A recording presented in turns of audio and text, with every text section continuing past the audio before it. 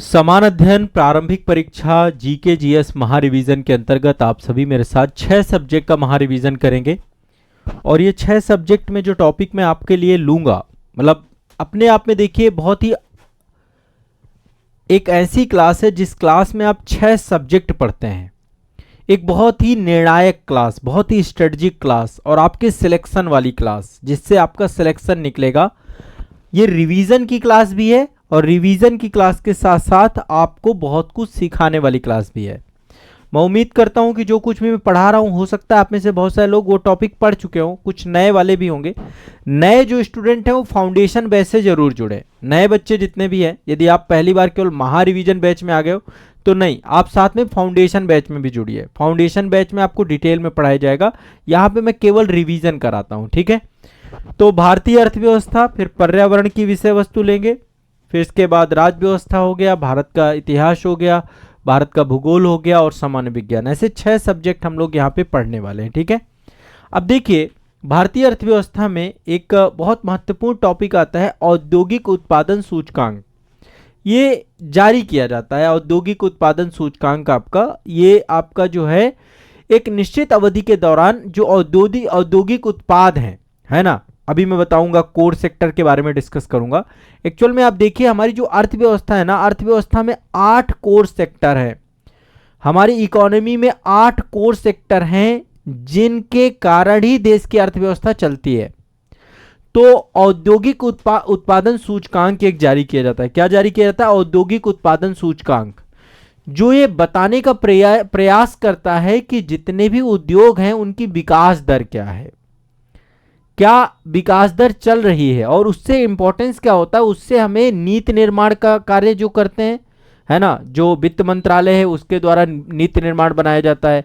Policy making का काम हो गया, आरबीआई के द्वारा मॉनेटरी पॉलिसी भी लाई जाती है, और साथ ही जो नीति निर्माण का काम हो गया, या फिर जो हमारी गवर्नमेंट की जो अन्य एजेंसीज हैं। तो ये आपका हर 3 महीने में जो है आपका औद्योगिक सूचकांक जारी किया जाता है, और जिसका उद्देश्य यही होता है कि हमारे देश की जो उद्योग हैं उन उद्योगों की विकास दर क्या है। तो सबसे पहले इसको समझने के लिए हम लोग एक बात पहले समझते हैं। देखिए, कोर सेक्टर जो हमारी अर्थव्यवस्था के आधार हैं, इनको हम कोर सेक्टर कहते हैं। कोर उद्योग आपको पता होना चाहिए, टोटल 8 इंडस्ट्रीज हमने आइडेंटिफाई कर रखी हैं जिनको हम कोर सेक्टर कहते हैं, जिनके बिना उद्योग का कोई मतलब नहीं रह जाता। और इससे भी एक क्वेश्चन पूछता है, औद्योगिक उत्पादन सूचकांक में इनका एक भारांश, लगभग 40% भारांश आपका कोर सेक्टर का है। और इसमें से भी इनका एक भार है कि सबसे ज्यादा वेटेज किसका है, सबसे ज्यादा वेटेज किसका, सबसे ज्यादा वेटेज कितना है, ये भी डिस्कस करेंगे। तो औद्योगिक उत्पादन सूचकांक के आधार पर इनका वेटेज भी देखेंगे। पहले मैं कोर सेक्टर आपको बता देता हूं। जैसे आपने सुना होगा नाम कोयला। कोयला, देखिए कोयला से विद्युत उत्पादन भी होता है, बहुत सारे कार्य होते हैं। तो कोयला हमारा कोर सेक्टर है, जो अर्थव्यवस्था के लिए आधारभूत है। कच्चा तेल, ये सब ईंधन के लिए काम आ रहे हैं, ठीक है। आप देखेंगे ज्यादातर चीजें ऐसी हैं जो ईंधन से जुड़ी हुई हैं। कोयला, कच्चा तेल, प्राकृतिक गैस, ईंधन है, प्राकृतिक गैस।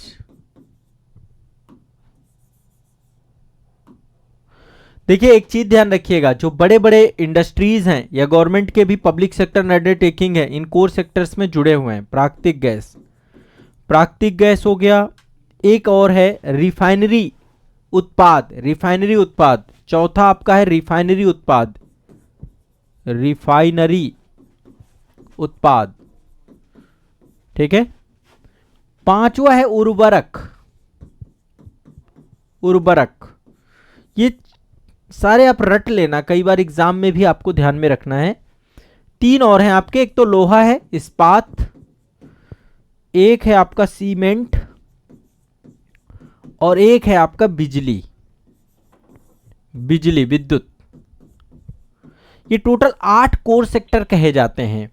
अब आप खुद सोचिए, ये सारे एनर्जी के सोर्सेस, कोयला से ऊर्जा, कच्चा तेल ऊर्जा, प्राकृतिक गैस ऊर्जा, रिफाइनरी उत्पाद ऊर्जा, और ये भी बिजली भी आपका ऊर्जा से जुड़ा हुआ है।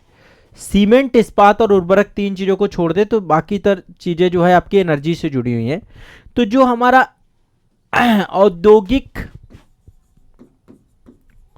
औद्योगिक एक्चुअली मैं आपको बताना ये चाह रहा था, औद्योगिक उत्पादन सूचकांक जो आपका है, सूचकांक, एक चीज तो ये ध्यान रखना कि औद्योगिक उत्पादन सूचकांक में इसका भारांश कितना है, 40.27%। कितना है, 40.27% का इसका भारांश है, वेटेज है 40.27%, तो इसका वेटेज है। अब इनके भार के आधार पे, मतलब इनका जो वेटेज है कोर सेक्टर में, भार के आधार पे घटनाक्रम, भार के आधार पर घटता क्रम,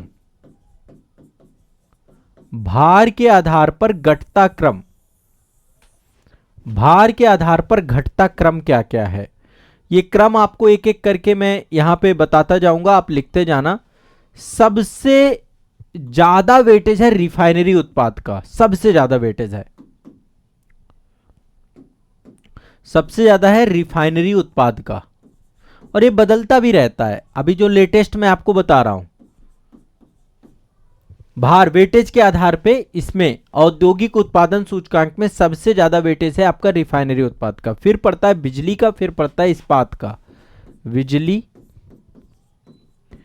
फिर है आपका इस्पात, रिफाइनरी उत्पाद, बिजली, इस्पात, फिर कोयला, कोयला, फिर आपका कच्चा तेल, इन सब का वेटेज है। इसी वेटेज के आधार फिर प्राकृतिक गैस, प्राकृतिक गैस,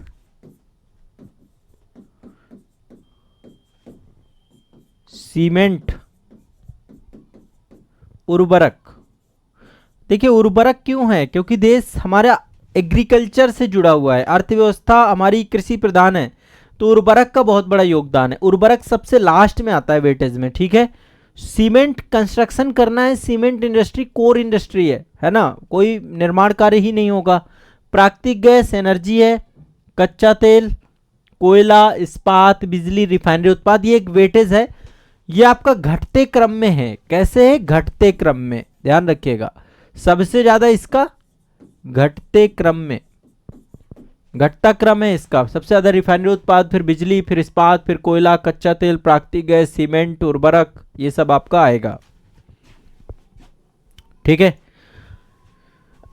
अब औद्योगिक उत्पादन सूचकांक जो है ये क्या करता है, एक निश्चित अवधि के दौरान, एक निश्चित अवधि के दौरान औद्योगिक उत्पादों के उत्पादन की मात्रा के परिवर्तन को नापता है कि कितना औद्योगिक उत्पादन हो रहा है। और यह कौन बनाता है डेटा, आपका केंद्रीय सांख्यिकी संगठन सीएसओ के द्वारा बनाया जाता है, और सांख्यिकी और कार्यक्रम कार्यान्वयन मंत्रालय के द्वारा हर महीने भी इसको प्रकाशित किया जाता है। हर महीने रिपोर्ट आती है आपकी कि औद्योगिक उत्पादन क्या रहा हमारा।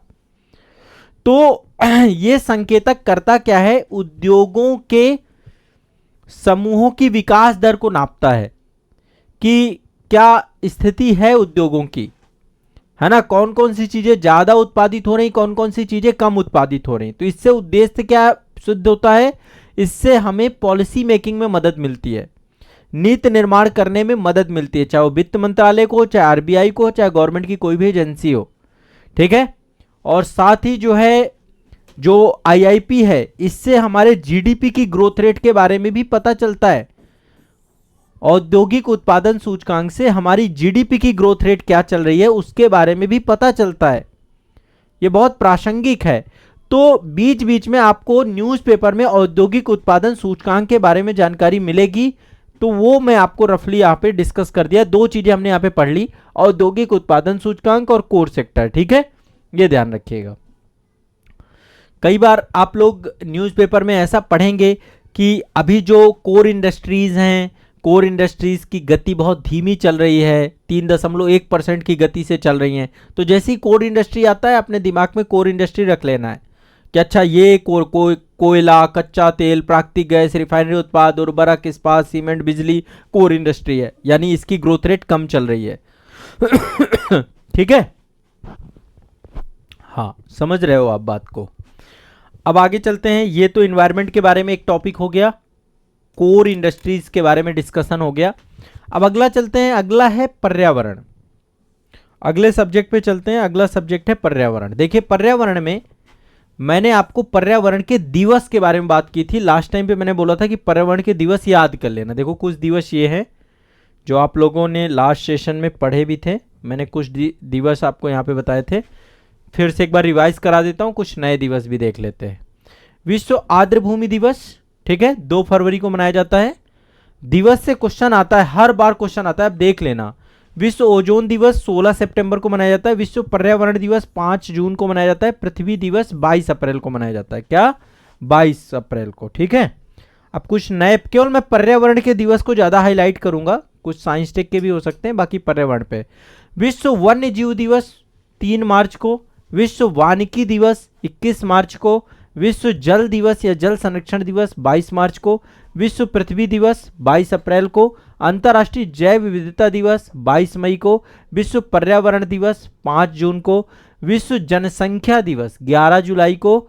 विश्व प्राकृतिक दिवस 3 अक्टूबर को। और विश्व ऊर्जा संरक्षण दिवस 14 नवंबर को। अब कुछ नए दिवस देख लेते हैं जो आज के सेशन के लिए मैं लाया हूं। राष्ट्रीय विज्ञान दिवस 28 फरवरी को।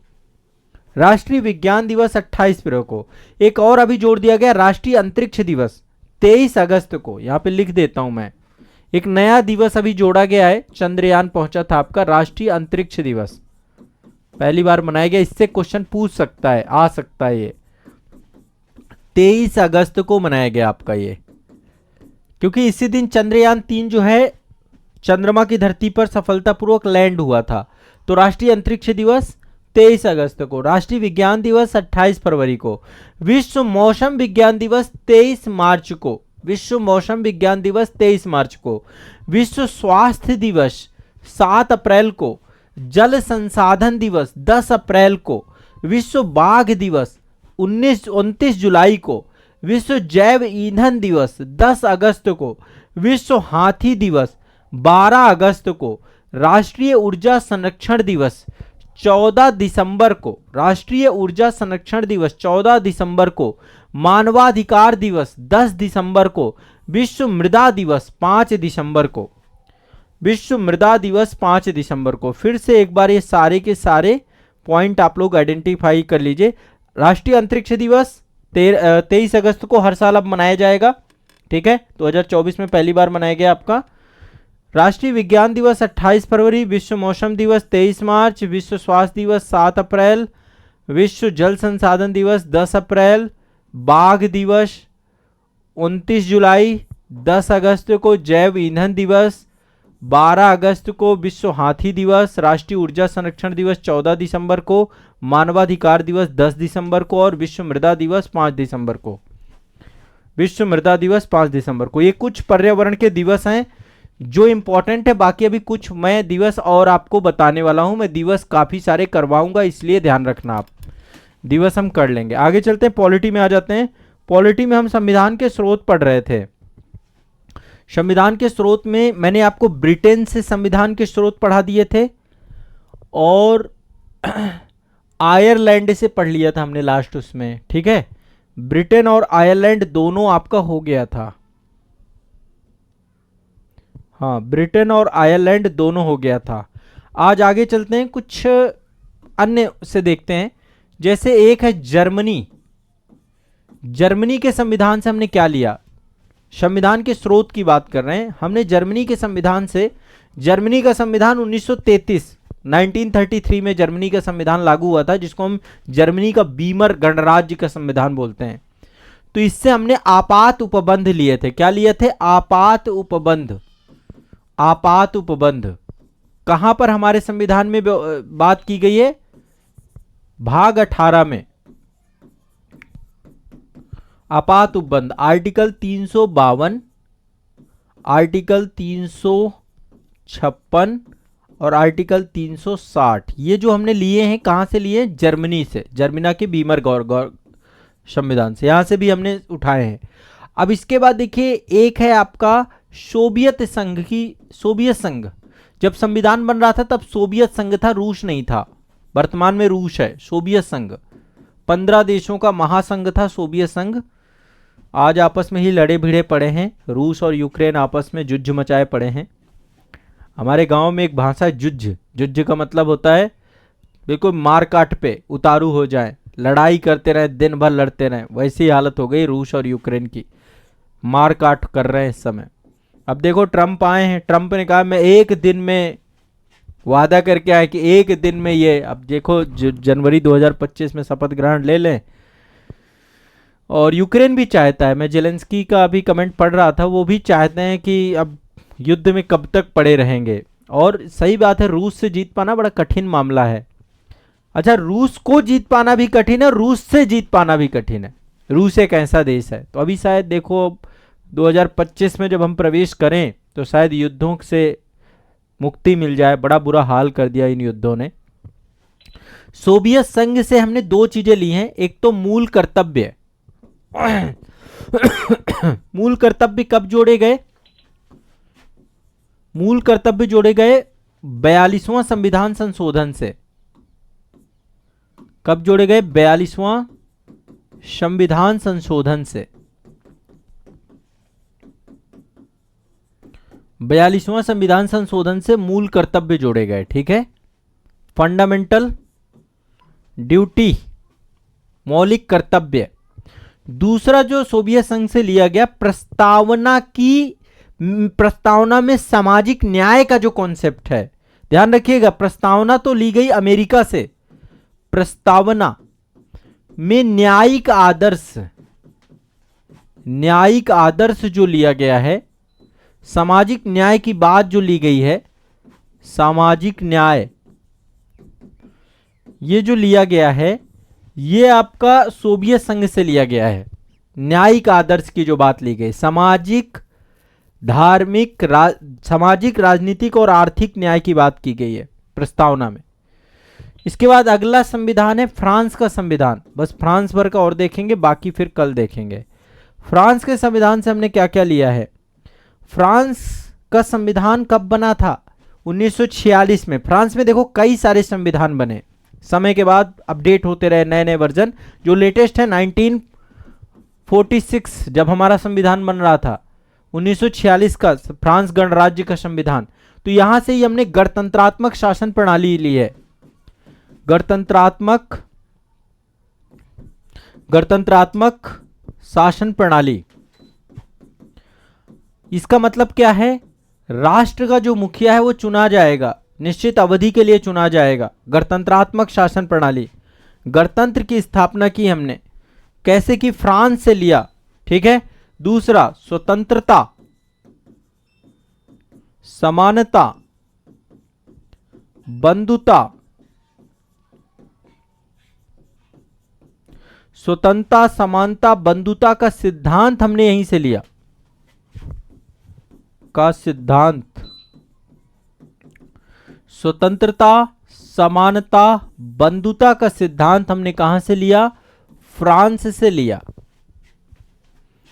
बस इतना देख लेते हैं, बस अभी के लिए इतना ही रखते हैं, ठीक है। बाकी हम कल देख लेंगे इसमें। तो ये तीन आपको ध्यान रखना है। जर्मनी से आपात उपबंध लिए, सोवियत संघ से मौलिक कर्तव्य, प्रस्तावना का न्यायिक आदर्श, और इससे ये, ठीक है। अब अगले सब्जेक्ट की तरफ मूव करते हैं। अगला सब्जेक्ट है आपका, अगला सब्जेक्ट रख लेते हैं भारत का भूगोल। देखो भारत के भूगोल में मैंने आपको जो पढ़ाया था, मैंने आपको तटीय विषय वस्तु के बारे में पढ़ाया था, तटीय मैदानों के बारे में पढ़ाया था पिछले सेशन में। एक बार फिर से रिवाइज कर लेते हैं 1 मिनट में, फिर इसके बाद मैं इस बार पूर्वी घाट को पहले पढ़ाऊंगा, फिर पश्चिमी घाट को पढ़ाऊंगा, ठीक है। तो देखिए यहाँ पे देखिए ये सारे तट हैं अलग अलग, जैसे कि ये वाला तट आप देख रहे हैं, ये काठियावाड़ तट है। यहाँ पे ये कच्छ का तट है, कच्छ का तट, काठियावाड़ तट। फिर यहाँ पे कोंकण तट है, कई बार आया है मैच द फॉलोइंग कोंकण तट के बारे में। तो महाराष्ट्र का तट और गोवा का तट कोंकण तट कहलाता है। गुजरात का तट, गुजरात में 2 तट हैं, एक कच्छ का तट है और दूसरा काठियावाड़ तट है, या मैदान कह सकते हैं। यहाँ पे कन्नड़ तट है, कन्नड़ तट आपका कर्नाटक वाले तट को कन्नड़ तट कहते हैं।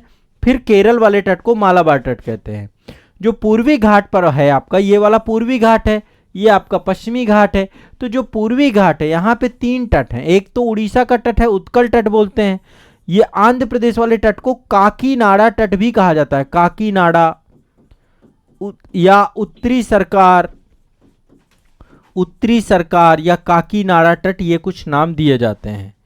और सबसे नीचे है कोरोमंडल तट। क्या है? कोरोमंडल तट। कोरोमंडल तट। तो कोरोमंडल तट, काकीनाडा या उत्कल तट, उत्तरी सरकार, और ऊपर है आपका उत्कल तट। ये कुछ तट हैं आपके। अब इसके बारे में कुछ डिस्कशन कर लेते हैं प्रॉपर। हाँ, सभी लोग लिखते भी जा रहे हो ना भाई? क्लास के साथ साथ कुछ लिखते भी जाना है। कमेंट सेक्शन पे थोड़ा सा एक्टिव हो जाओ।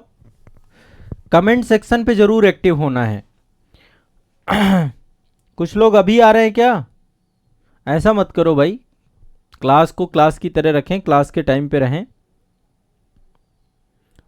और रेगुलर रहना है। कंटिन्यूअस क्लास है अब आपकी, बैक टू बैक क्लास ही हैं सारी की सारी।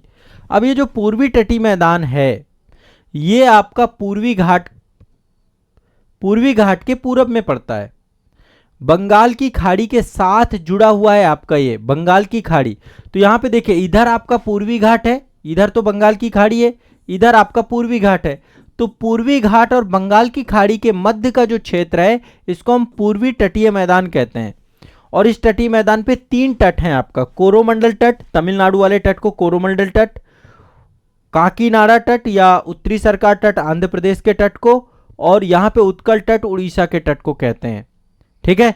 तो गंगा के मुहाने से लेकर कन्याकुमारी तक आपका ये अवस्थित है। गंगा, यहां पे गंगा है ना, गंगा अपना डेल्टा बनाती है ना, गंगा सागर बोलते हैं ना यहाँ पे, है ना, ब्रह्मपुत्र और ये सब आकर के यहाँ पे सुंदरबन का डेल्टा है। तो गंगा के मुहाने से लेकर कन्याकुमारी तक फैला हुआ है। और ये नया है, नई जलोढ़ मिट्टी के द्वारा। देखिए यहां पे क्या है, ये तट आपका मंद है, इसका ढाल मंद है, इसका स्लोप मंद है। क्वेश्चन बहुत बेसिक से पूछ लेता है, इसका ढाल कैसा है? मंद है। किसकी तुलना में? इसकी तुलना में। जब भी कभी हम कोई चीज कहेंगे कि ये चीज मंद है, ये चीज तीव्र है, तो इसका एक तुलनात्मक भी होना चाहिए ना। तो पश्चिमी घाट की तुलना, पश्चिमी घाट का जो ढाल है, स्लोप है, वो तेज है, और यहां का ढाल मंद हो जाने के कारण से नदियां डेल्टा बनाती हैं। नदियां अपने साथ क्या लेकर के आती हैं? गाद, अवसाद, मिट्टी, है ना, ये खूब सारी गाद लेकर आती हैं और यहां के तटों में क्या करती हैं? बिखेर देती हैं। जलोढ़ मिट्टी भर भर के पाई जाती है, यहां पर जलोढ़ मिट्टी भर भर के पाई जाती है। तो यहां पर बहुत सारी नदियां हैं, महानदी है, गोदावरी है, कृष्णा है, कावेरी नदी है। तो यहां पर क्या है? जलोढ़ मिट्टी से निर्मित तट है ये, मतलब ये बहुत उपजाऊ तट है। यहां पर खूब एग्रीकल्चर, खूब खेती, सब कुछ होता है। तो ये आपका बहुत उपजाऊ, क्योंकि यहां पे जलोढ़ मिट्टी बहुत है। यहां पे क्या है? जलोढ़ मिट्टी बहुत ज्यादा मात्रा में पाई जाती है। और जलोढ़ मिट्टी के ज्यादा पाए जाने के कारण पीछे क्या है, यहां पे बड़ी मात्रा में कोस्टल रेंज पे जो नदियां हैं अपने साथ मिट्टी ला करके यहां पर जमा कर देती हैं। और मिट्टी इतना जमा कर देती हैं यहां पर, तो यहां पे जलोढ़ निक्षेप पाए जाते हैं। क्या पाए जाते हैं? जलोढ़ निक्षेप। जलोढ़ निक्षेप पाए जाते हैं यहां पर। ठीक है? क्या पाए जाते हैं? जलोढ़ निक्षेप पाए जाते हैं। अब जो यहां पे जलोढ़ निक्षेप पाए जाते हैं, ध्यान से समझने की कोशिश करिएगा।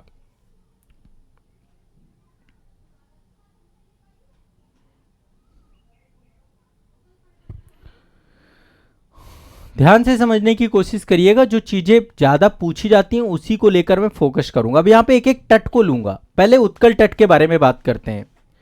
उत्कल तट में बालुका स्तूप बहुत पाए जाते हैं। मतलब यहां पर जो नदियां हैं, और खासकर ये बंगाल की खाड़ी के द्वारा भी यहां पे बालू का स्तूप पाए जाते हैं। बालू के बड़े बड़े स्तूप पाए जाते हैं। ये क्वेश्चन भी पूछता है, सीधे सपाट बालू के स्तूप यहां पर पाए जाते हैं।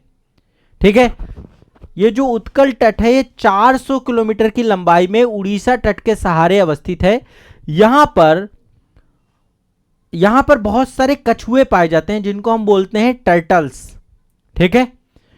ऑलिव रिडले टर्टल्स यहां पर पाए जाते हैं। भितरकनिका करके यहां पर एक जो है आपका भितरकनिका जो है वन्य जीव अभयारण्य है, जहां पर ऑलिव रिडले टर्टल्स पाए जाते हैं। इससे भी क्वेश्चन पूछता है। ठीक है? जब कभी भी आता है, यहां पे गंजम वाला क्षेत्र है ना, कई सारे क्षेत्र यहां पे पाए जाते हैं। तो 400 किलोमीटर आपका जो है यहाँ पर उड़ीसा का तट है, और यहाँ पर ये गंगा नदी के डेल्टा से लेकर के कृष्णा नदी के डेल्टा तक अवस्थित है। ये तट कहाँ तक? गंगा नदी के डेल्टा से लेकर के कृष्णा नदी के डेल्टा तक आपका ये अवस्थित है। गंगा नदी के डेल्टा से लेकर कृष्णा नदी के डेल्टा तक अवस्थित है। यहाँ पे जब कभी चक्रवात आते हैं तो चक्रवात के कारण से इस पूरे क्षेत्र में आपदा बहुल क्षेत्र भी है। ये आपका क्या है? आपदा बहुल क्षेत्र भी देखने को मिलता है। ये भी ध्यान रखिएगा, कैसा क्षेत्र? आपदा बहुल क्षेत्र के बारे में भी देखने को ये पाया जाता है। एक चीज और यहाँ पे मैं बता दूंगा, आपको थोड़ा सा समझना है। महानदी और कृष्णा नदी के मध्य का जो तट है, यहाँ पे देखिए महानदी भी यहीं पे बहती है और यहाँ पे कृष्णा नदी भी बहती है। इसके मध्य के तट को देखो, उत्कल तट तो आपका है ही, पर महानदी देखो ध्यान से एक बार समझते हैं, क्लियर करते हैं। यहाँ पे गंगा नदी का डेल्टा है। यहाँ पे इसको थोड़ा सा स्पष्ट और डिटेल में जा रहा हूं, डीप में। गंगा नदी का डेल्टा है, हुगली गंगा का डेल्टा जो भी कहें, और यहाँ पे है कृष्णा नदी का डेल्टा। ठीक है, इन दोनों के बीच के तट को हम उत्कल तट कहते हैं। लेकिन यहाँ पर जो महानदी का तट है, महानदी के तट से लेकर कृष्णा नदी तक के तट को हम उत्तरी सरकार तट कहते हैं। उत्तरी सरकार तट भी इसको कहा जाता है। उत्तरी सरकार तट के रूप में भी हम इसको जानते हैं। किस तट के रूप में? उत्तरी सरकार तट के रूप में भी इसको हम जानते हैं। उत्तरी सरकार तट के रूप में भी हम इसको जानते हैं। ठीक है, तो उत्तरी सरकार तट भी यहां पर देखने को मिलता है। हाँ, साथ साथ लिखते जाइएगा। तो महानदी से लेकर कृष्णा नदी तक का जो तट है ना, वो है नॉर्दर्न आपका जो है, इसको हम उत्तरी सरकार तट के तौर पे कहा जाता है इसको। अब यहां पर एक चीज दिमाग में बैठा के रखिएगा, यहां पर देश की सबसे बड़ी खारे पानी की झील पाई जाती है, जिसको हम बोलते हैं चिल्का झील। चिल्का झील 65 किलोमीटर लंबी और 8 किलोमीटर चौड़ी झील है आपकी। ठीक है, यहाँ पे गोपालपुर क्षेत्र पाया जाता है, ऑलिव रिडले टर्टल्स पाए जाते हैं, भितरकनिका आपका जो है यहीं पर है आपका, और यहाँ पर बालुका स्तूप बड़ी मात्रा में पाए जाते हैं। तो बालुका स्तूप भी यहाँ पे पाए जाते हैं। तो ये आपका हो गया उत्कल तट और उत्तरी सरकार तट, इन दोनों को एक साथ जोड़ करके देख लीजिए। उत्कल तट उड़ीसा का तट है ना, गंगा नदी से लेकर कृष्णा नदी तक के तट के क्षेत्र को, लेकिन महानदी से कृष्णा नदी तक के बीच का जो तट है, इसको हम विशेष रूप से उत्तरी सरकार तट के तौर पे देखते हैं। इसके बाद आता है आपका काकीनाडा तट। काकीनाडा तट जो आपका है, ये पुलिकट लेक तक, कृष्णा नदी के डेल्टा से लेकर पुलिकट लेक तक अवस्थित है। पुलिकट लेक कहां पर है? आंध्र प्रदेश और तमिलनाडु के बॉर्डर पे अवस्थित है पुलिकट लेक। तो यहां पर आपका जो आंध्र प्रदेश है, आंध्र प्रदेश में कृष्णा नदी से लेकर के पुलिकट लेक तक जो अवस्थित है, इसको हम बोलते हैं क्या? काकीनाडा तट। आंध्र प्रदेश और तमिलनाडु की सीमा पर अवस्थित है, बेहरामपुर के मध्य पाया जाता है। कृष्णा और गोदावरी नदी के डेल्टाओं के जमा के परिणाम स्वरूप ये आपका बना है। यहीं पर कोलुरु झील अवस्थित है। कोलुरु झील, 2-3 झील अवस्थित है यहाँ पे। कोलुरु झील, कोलुरु झील मीठे पानी की झील है। कोलुरु झील आपकी मीठे पानी की झील है। ठीक है, और ये आपकी झील जो है कृष्णा केजी बेसिन बोलते हैं इसको, कृष्णा गोदावरी बेसिन। यहाँ पे पेट्रोल के भंडार पाए जाते हैं। केजी बेसिन में पेट्रोल के भंडार पाए जाते हैं। कोलुरु झील जो है कृष्णा और गोदावरी डेल्टा के मध्य पाई जाती है, मीठे पानी की झील पाई जाती है। यहीं पे पुलिकट लेक है। पुलिकट लेक पे ही सतीश धवन अंतरिक्ष केंद्र है, जो भारत का लॉन्चिंग पैड है इसरो का। इसरो की जितनी भी सैटेलाइट्स होती हैं, इसरो के जितने भी आपके यहाँ पे परीक्षण होते हैं, जितने भी सैटेलाइट लॉन्च करना होता है, लॉन्च व्हीकल्स होते हैं, सब यहीं से लॉन्च किए जाते हैं सतीश धवन अंतरिक्ष केंद्र से, जिसको हम सार कहते हैं। ये भी आपको दिमाग में बैठा के रखना है। क्लियर, स्पष्ट है? यहां पे बहुत सारे बंदरगाह भी पाए जाते हैं। देखो उड़ीसा वाले तट पे एक पारादीप बंदरगाह पाया जाता है, पारादीप। वैसे यहाँ पे विशाखापट्टनम प्रायद्वीप है, प्राकृतिक तौर पे अवस्थित आपका जो है पत्तन है आपका। यहीं पर एक चट्टान है जिसका नाम है डॉल्फिन चट्टान। देखो यहाँ पे विशाखापट्टनम है। विशाखापट्टनम एक प्राकृतिक बंदरगाह है, कृत्रिम रूप से नहीं बनाया गया है। यहीं पे एक चट्टान है डॉल्फिन चट्टान, उसमें सुरक्षित है पूरी तरीके से। तो ये भी आपको दिमाग में बैठाना है। इसके अलावा यहाँ पे 2 तट और हैं, एक मुसलीपट्टनम है, बड़ा नाम सुना होगा मुसलीपट्टनम का, और काकीनाडा है। काकीनाडा, मुसलीपट्टनम, विशाखापट्टनम, ये सारे आपके यहाँ पे पड़ते हैं इस पूरे तट वाले क्षेत्र में, आंध्रा तट में। अब देखो मैं बहुत डिटेल में क्लास में ही ये चीजें पढ़ाऊंगा, लेकिन यहाँ पे मैं रफली आपको रिवाइज करा रहा हूँ, ठीक है। इसके बाद कोरोमंडल तट आता है, जो आपका पूरा तमिलनाडु वाला तट है, इसको हम कोरोमंडल तट कहते हैं। और पुलिकट लेक से लेकर के आपका ये आपका जो है कृष्णा कुमार वो कन्याकुमारी तक, जिसको हम कुमारी अंतरीप कहते हैं, वहां तक आपका अवस्थित है पूरा का पूरा तट। इसमें भी बहुत सारी नदियां हैं जो यहाँ पे जल लेकर के आती हैं, जैसे कावेरी प्रमुख नदी है, पेन्नार नदी है, वैगई नदी है, ताम्रपर्णी नदी है, मलार नदी है। ये सारी नदियां यहाँ पर पाई जाती हैं इस क्षेत्र में। ये नदियों वाला चैप्टर इससे पहले वाले उसमें मैं पूरा पढ़ा चुका हूं आपका, ठीक है। यहाँ पे कई सारे छोटे छोटे प्रवाल द्वीप भी पाए जाते हैं, छोटे छोटे प्रवाल द्वीप पाए जाते हैं। यहाँ पे कई सारे बंदरगाह हैं, चेन्नई बंदरगाह, तूतीकोरिन, चेन्नई, तूतीकोरिन, एन्नौर, नागापट्टनम, ऐसे करके प्रमुख बंदरगाह भी पाए जाते हैं, ठीक है। और यहाँ पे एक बड़ा अच्छा बीच है, मरीना बीच, चेन्नई में अवस्थित है। मरीना बीच अवस्थित है, मरीना बीच यहाँ पर अवस्थित है, बड़ा ही महत्वपूर्ण आपका बीच है। तो ये आप एक बार थोड़ा सा सारे के सारे देख लीजिए, ठीक है। नदियां हैं, उत्तरी सरकार तट, काकीनाडा, उत्तरी सरकार, कोरोमंडल, ये सारी चीजें मैंने आपको स्पष्ट कर दी। कोई दिक्कत तो नहीं है किसी को, कोई प्रॉब्लम तो नहीं है?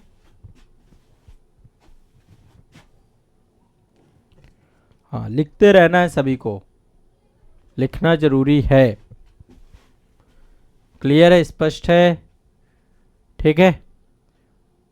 बस ये कुछ आपको रफली चीज़ें पता रखनी है, और या तो तटों से पूछ लेगा या थोड़ा बहुत विशेषताएं जो मैंने आपको बता दी हैं। अब कल मैं आपको थोड़ा सा पूर्वी घाट एक बार बता दूंगा, पश्चिमी घाट, पूर्वी घाट आप थोड़ा बहुत डिस्कस कर लिया, पश्चिमी घाट के बारे में एक डिस्कशन हो जाएगा, फिर तटीय मैदान हमारे खत्म हो जाएंगे। टॉपिक ये चैप्टर हम पूरी तरीके से कंप्लीट कर लेंगे, ठीक है।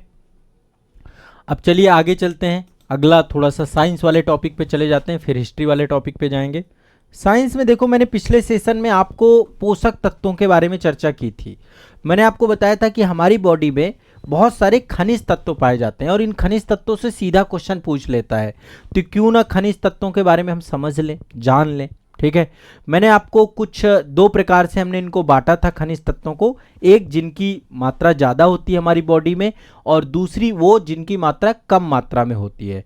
तो ज़्यादा मात्रा में पाए जाने वाले खनिज तत्व कौन है? Calcium, phosphorus, sulphur, potassium, chlorine, sodium, magnesium. पिछले सेशन में हमारा डिस्कशन हुआ था।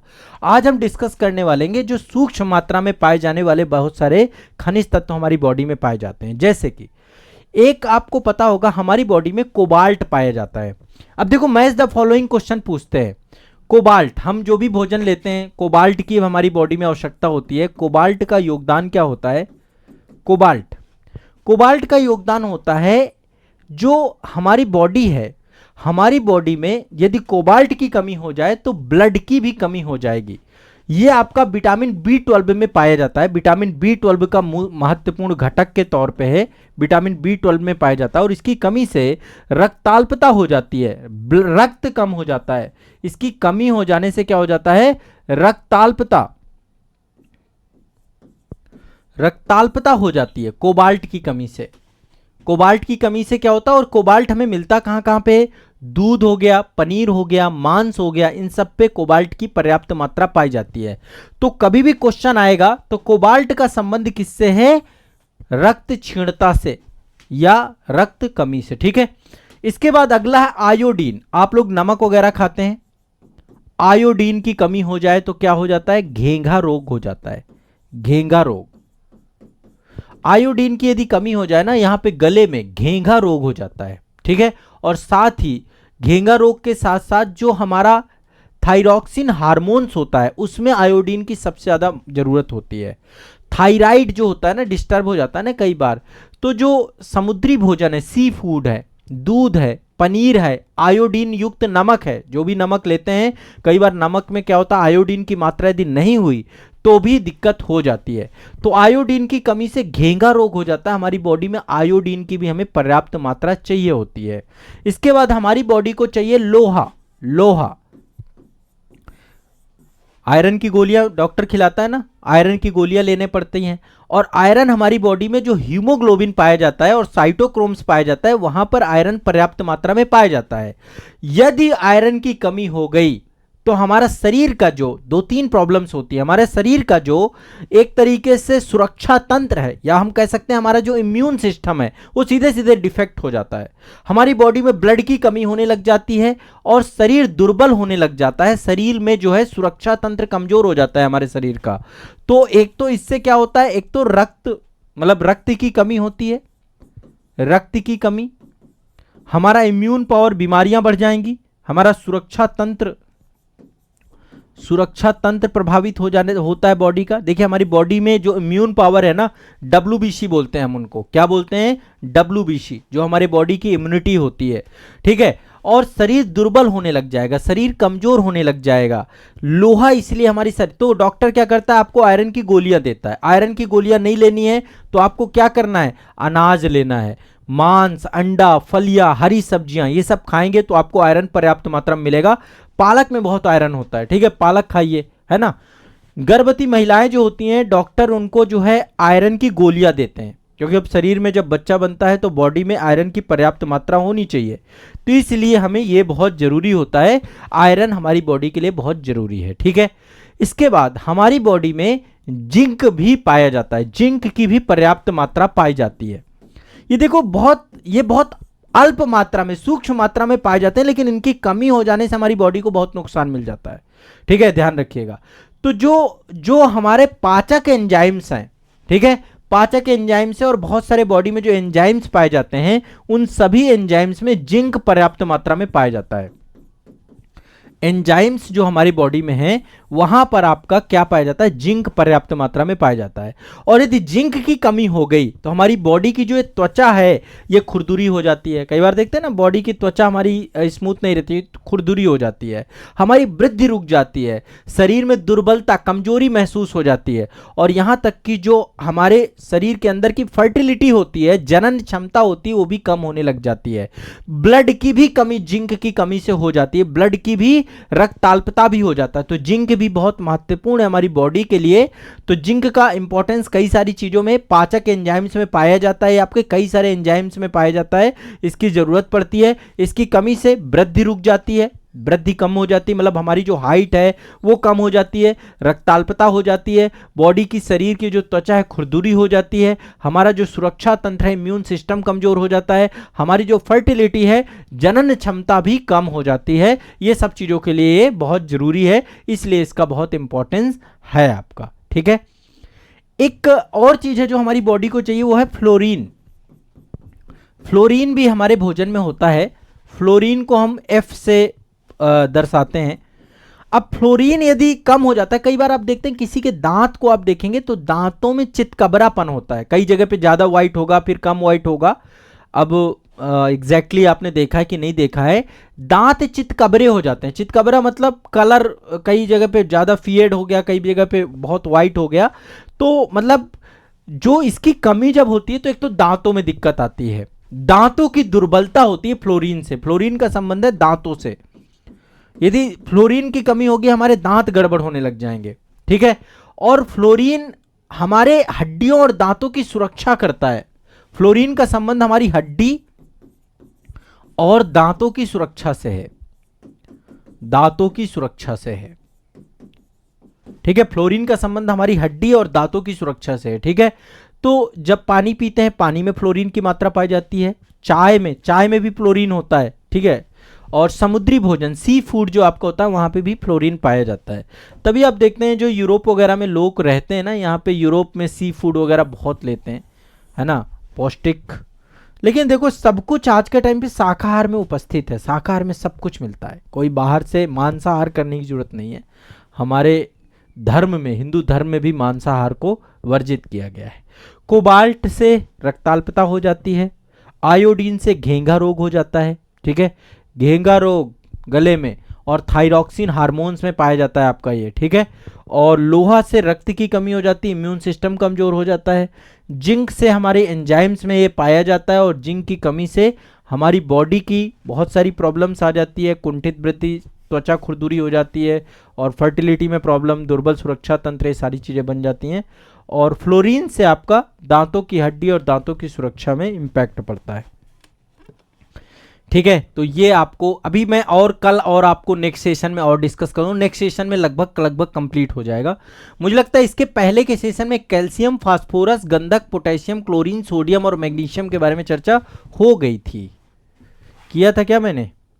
यदि नहीं किया होगा तो उनके बारे में भी चर्चा कर देंगे। यहाँ पे चूंकि लिखे हुए हैं ना, ये कैल्शियम, पोटेशियम, है ना, ये सब लिखे हुए हैं, तो शायद मुझे लगता हो गई थी, है ना। मैग्नीज तक चर्चा कर ली थी मैंने। एक बार बता दीजिएगा कमेंट सेक्शन में यदि कर दी है, नहीं की है तो ये भी कर दूंगा। ये ज़्यादा मात्रा में, देखो ज़्यादा मात्रा में 7 चीज़ें ज़्यादा पाई जाती, ज़्यादा मात्रा में पाए जाने वाले खनिज हैं calcium, phosphorus, sulphur, potassium, chlorine, sodium, magnesium. अल्प मात्रा में पाए जाने वाले लोहा, फ्लोरीन, जिंक, तांबा, manganese, iodine, cobalt, selenium, chromium, molybdenum, ये सारे 17 टोटल आपके, 17 नहीं लगभग टोटल आपके 11 ये हैं और 7 वो हैं, टोटल 18 हैं आपके खनिज जो हमारी बॉडी में जरूरत पड़ती है। तभी विटामिन एंड मिनरल्स की दवाएं आती हैं। डॉक्टर से सलाह लेकर के कई बार चेकअप, ब्लड चेकअप कराए करिए, रूटीन चेकअप। उसमें देखिएगा बॉडी में कंपोजिशंस निकल के आ जाएगा कि आपके ब्लड में क्या क्या है। ब्लड टेस्ट से सब कुछ निकल आता है। फिर आप उसके हिसाब से डॉक्टर से दवा लीजिए, डॉक्टर उसके हिसाब से फिर आपको दवा देगा, ठीक है। डॉक्टर उसके हिसाब से दवा देगा, है ना, कि आपका कैल्शियम कम है तो कैल्शियम की दवाएं, आयरन कम है तो आयरन की दवाएं, विटामिन कम है तो विटामिन डी की दवा, विटामिन B12 की दवा, कुछ आते हैं मल्टी विटामिन्स वगैरह आते हैं, बॉडी में कई बार ज़रूरत पड़ती है तो लेते रहना चाहिए था, ठीक है। सप्लीमेंट के तौर पे भी बहुत सारे लोग लेते हैं, कुछ लोग रिवाइटल वगैरह ले लेते हैं। रिवाइटल आता है ना आपका, रिवाइटल वगैरह मुझे इतना सही नहीं लगता है, बाकी बहुत सारे अच्छे अच्छे मल्टीविटामिन आते हैं। डॉक्टर से मिलेंगे तो डॉक्टर आपको सलाह दे देगा। देखो मैं आपको इतिहास में पढ़ा रहा था विदेशी आक्रांता, विदेशी आक्रमणकारी, तो हमारे डिस्कशन हुए थे, और हमारा डिस्कशन हुआ था इसको लेकर के, सिकंदर के आक्रमण को लेकर डिस्कशन हो गया था। क्या केवल सिकंदर के आक्रमण को लेकर हुआ था? नहीं, हमारा ईरानियों के आक्रमण को लेकर भी डिस्कशन हुआ था, हखामनी साम्राज्य और यूनानी हमला, सिकंदर का हमले के लेकर के भी डिस्कशन हो गया था। इन दोनों को लेकर हमने चर्चा की थी। अब देखो ज्यादातर क्वेश्चन जो पूछा जाता है ना, सिकंदर आया, भारत में हमला किया, ये बात सत्य है। पूरस के साथ बितास्ता का युद्ध हुआ, ये भी सत्य है। मुद्दा इनका इंपैक्ट क्या हुआ। एक मिनट रुकिएगा, समझ में आ रहा है ना सभी को?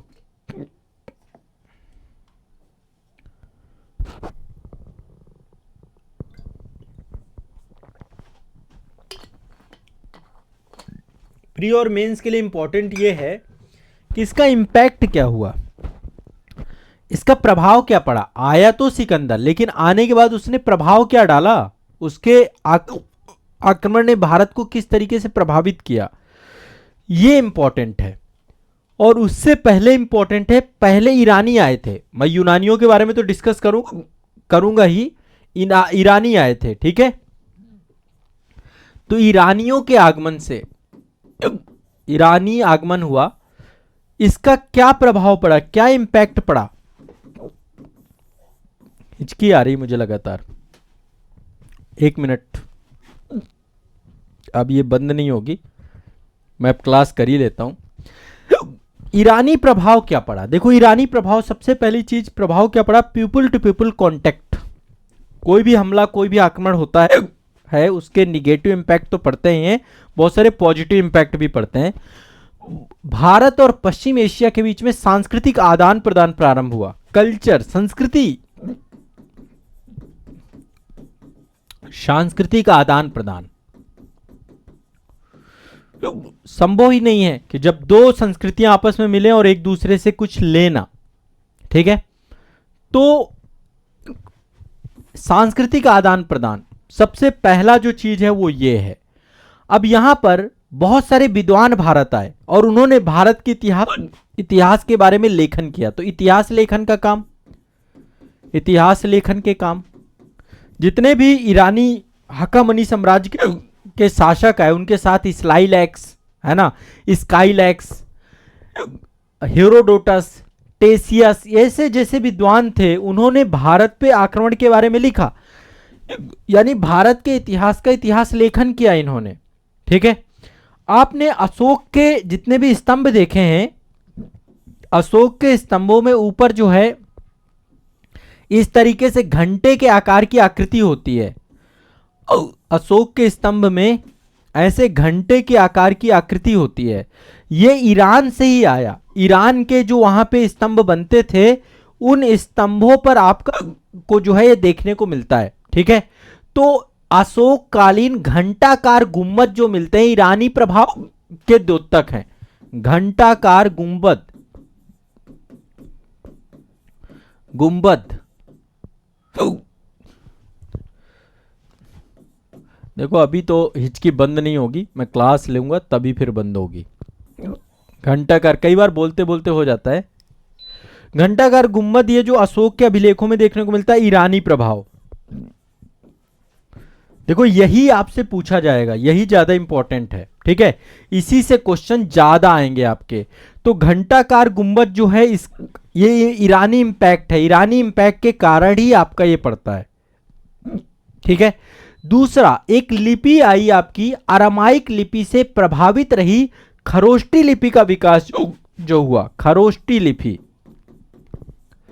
खरोष्टी लिपि इसका विकास हुआ। खरोष्टी लिपि का विकास, अरामाइक, अरामाइक लिपि से खरोष्टी लिपि का विकास हुआ। अरामाइक लिपि से खरोष्टी लिपि का विकास हुआ। यह भी दिमाग में बैठाना है आपको। ठीक है, ये चीजें यहां से निकल के आई हैं आपकी। खरोष्टी लिपि ईरान से आई, क्योंकि वहां पे ये भी दिमाग में बैठा के रखिएगा। ठीक है, इसके अलावा जो चंद्रगुप्त मौर्य का राजप्रसाद था जो कुम्भहार में मिला, अशोक के स्तंभ थे या चंद्रगुप्त मौर्य उस समय जितने भी स्थापत्य बन रहे थे उन सभी स्थापत्य पर जो है ईरानी प्रभाव देखने को मिला। यानी भारत में जो भी चीजें हुई, इसके अलावा यहां पर सिक्के भी जो थे ईरानी प्रभाव के सिक्के भी जारी किए गए। ईरानी प्रभाव के सिक्के, सिक्के देखिए, ईरानी लिपि का नाम है अरामाइक लिपि, इसी से खरोष्टी लिपि का विकास हुआ। एक ब्राह्मी लिपि थी, एक खरोष्टी लिपि थी। ठीक है, ईरानी प्रभाव के सिक्के जो थे, चांदी के सिक्के सिगालोई और सोने के सिक्के डेरिक। चांदी और सोने के सिक्के यहां पर जो चले उनका प्रभाव देखने को मिलता है, ईरानी प्रभाव।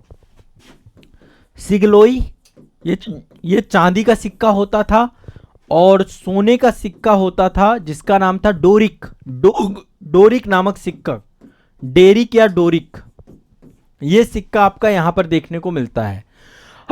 हकीमनी साम्राज्य के शासकों में छत्रप प्रणाली देखने को मिलती है और बाद में भारत में भी शक आए, कोई भी आया तो छत्रप प्रणाली का विकास, प्रणाली का विकास, छत्रप प्रणाली का विकास भी देखने को मिला।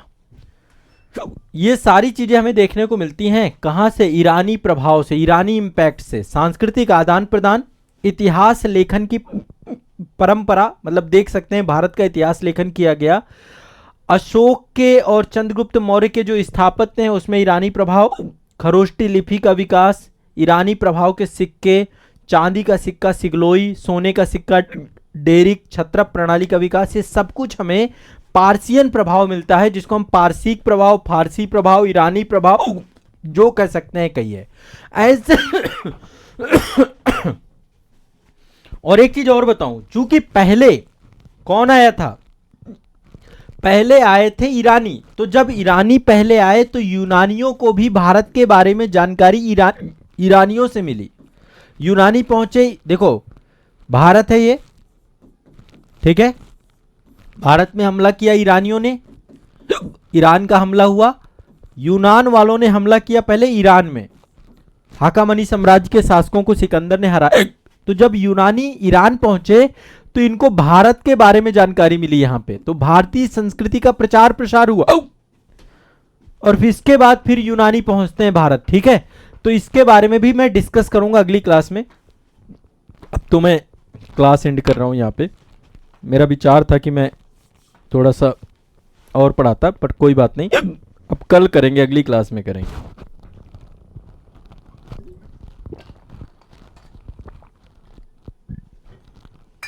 इसकी याद कोई याद कर रहा है, इसलिए अब क्लास नहीं करेंगे, ठीक है। टॉपिक कंप्लीट भी हो गया, लगभग छह टॉपिक थे, 6 के 6 टॉपिक आपके हो गए। चलिए।